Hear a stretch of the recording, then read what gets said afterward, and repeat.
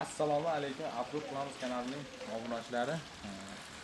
Bugun o'zim uyimda qo'ylarga yem tayyorlash jarayoni, yemni o'zim uyimda aktiv drabilkadan chiqardik. Operator ko'rsatib o'tamiz.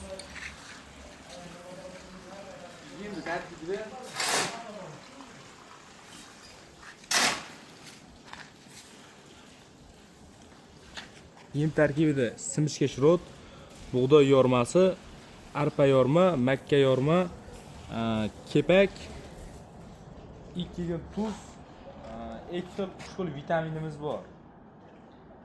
200 kilo bug'doy, 200 kilo makka, 180 kilo arpa. Arpamiz ozgina oziq qoldi.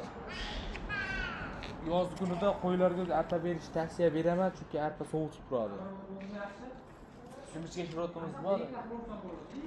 Vazni buni yemda hajmini ko'paytirib berish uchun 60 kilosiga 1 kilo tuz solamiz. Tuzi o'zi ozroq bo'lib qoladi. Shu hozirgi paytga yetadi. Akkani kilosini 4,5 ming so'm, bug'doy kilosini 3 ming so'm, arpani 2800 so'mdan olib kelyapmiz. Kanalimizni kuzatib boring. Bundan da qiziqarli videolar joylab boramiz.